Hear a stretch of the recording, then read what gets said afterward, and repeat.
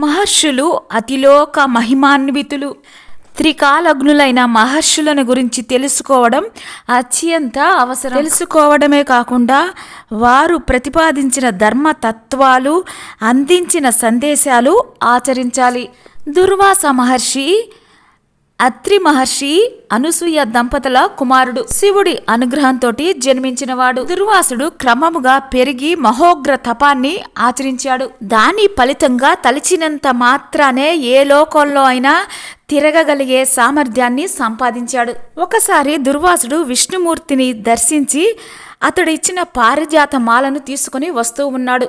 దారిలో దేవేంద్రుడు ఎదురయ్యాడు. నమస్కరించిన దేవేంద్రుడికి తన చేతిలో ఉన్న పుష్పమాలను దుర్వాసుడు బహూకరించాడు. ఇంద్రుడు దానిని ఐరావతం తలపై ఉంచాడు. ఐరావతం దానిని చించి పారేసింది.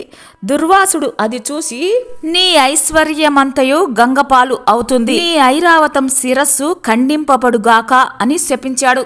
దేవేంద్రుడు వెంటనే క్షమాపణలు అడిగాడు. ఈ శాపం వల్లనే అమృతాదులు అన్నీ సముద్రం పాలు అయ్యాయి. అందుకే సాగర మదనాన్ని చేయాల్సి వచ్చింది. ఐరావతం శిరస్సు నరకబడి వినాయకుడికి అతికించబడింది. ఒకసారి దుర్వాసుడు తన సోదరుడైన దత్తాత్రేయుడితో కలిసి ధర్మదేవత కోసం ఘోరమైన తపస్సు చేశాడు. కానీ ధర్మదేవత ప్రత్యక్షం కాలేదు. అందువల్ల ధర్మదేవతనే శపించటానికి దుర్వాసుడు పూనుకున్నాడు. అప్పుడు ధర్మదేవత ప్రత్యక్షమయ్యాడు. ఇప్పటికీ మేము కనిపించామా? అది కూడా శాపానికి భయపడి ఇప్పుడు వచ్చావు అంటూ దుర్వాసుడు ధర్మదేవతను శపించాడు. నీవు సుఖం తెలియని రాజువుగాను, దాసీ పుత్రుడువుగాను, చండాలుడుగాను జన్మిస్తావు అని 3 శాపాలను ఇచ్చాడు. దానివల్లనే ధర్మదేవత ధర్మరాజుగాను, విదురుడుగాను, వీరబాహుడు అనే చండాలుడుగాను 3 సార్లు జన్మించాడు. ఒకసారి దుర్వాసుడు బలిచక్రవర్తి కుమారుడైన సాహసికుడిని, అప్సరసైన తిలోత్తమని శపించాడు.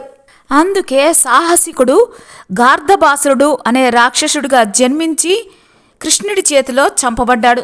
తిలోత్తమ బాణుని గృహంలో ఉషగా జన్మించింది. దుర్వాసుడు ఔర్వ మహర్షి కుమార్తె అయిన కందళిని వివాహం చేసుకున్నాడు. కందళికి కోపం ఎక్కువని మన్నించమని తండ్రి చెప్పాడు. కానీ ఆమె గయ్యాళితనంతో దుర్వాసుడిని బాధించసాగింది. దుర్వాసుడు ఒకసారి కోపంతో ఆమెను చూడగానే ఆమె కాలి భస్మమైపోయింది.